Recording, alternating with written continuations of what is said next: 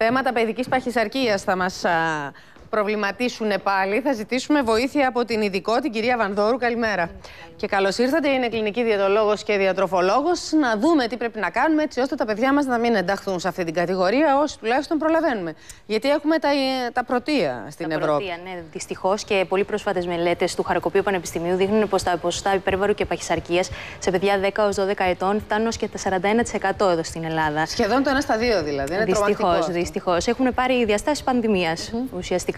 Και η έρευνα έχει στραφεί προς το πολύ αρχικά επίπεδα της ζωής, όπου φαίνεται πως ξεκινούν κάποιες επιδράσεις που έχουν πολύ σημαντικό αντίκτυπο στο μελλοντικό βάρος ενός παιδιού. Ξεκινώντας λοιπόν όσο νωρίς, όσο είναι η εδωμήτρια ζωή, φαίνεται πως κάποιοι παράγοντες μπορούν να προδιαθέσουν ένα παιδί σε ένα.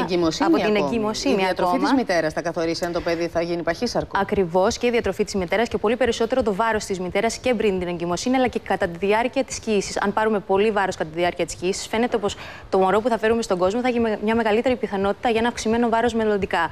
Είτε επειδή θα κληρονομήσει κάποια γονίδια που θα το προδιαθέσουν, είτε επειδή κυρίως θα κληρονομήσει συνήθειες διατροφής και άσκησης που θα οδηγήσουν σε ένα αυξημένο βάρος. Και ο ζαχαροδιαβήτης κύησης, που είναι πολύ αυξημένος σε υπέρβαρες και παχύσαρκες εγκυμονούσες, αυξάνει ως και 10 φορές την πιθανότητα ένα παιδί να είναι παχύσαρκο στο μέλλον. Αλλά φυσικά και το κάπνισμα, που μεταξύ άλλων φαίνεται πως επιδρά και δίνει μια προδιάθεση για μετέπειτα αυξημένο βάρος στο παιδί. Και ο διαβήτης λοιπόν στην εγκυμοσύνη, αλλά και το κάπνισμα στη διάρκεια της εγκυμοσύνης και βεβαίως η διατροφή και τα κιλά που θα βάλει έγκυος γυναίκα. Επειδή μας παρακολουθούν και κάποιες κυρίες οι οποίες είναι εγκυμονούσες τώρα, μας στέλνουν και μηνύματα στη διάρκεια της εκπομπής. Προς αυτές θα απευθύνουμε ιδιαίτερα τη σημερινή μας κουβέντα.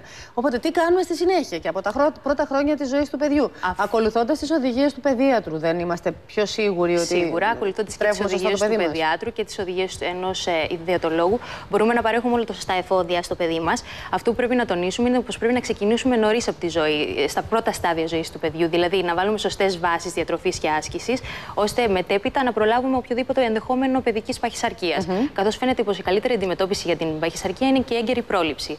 Αυτό βοηθάει καλύτερα. Διατροφική ευαισθητοποίηση των γονέων, διαβάζω στην κάρτα μας. Ακριβώς, από πολύ νωρίς. Χρειάζεται λοιπόν να προτρέπουμε τα παιδιά μας και να ασκούνται, όπως είπαμε πριν και με το σκύλο.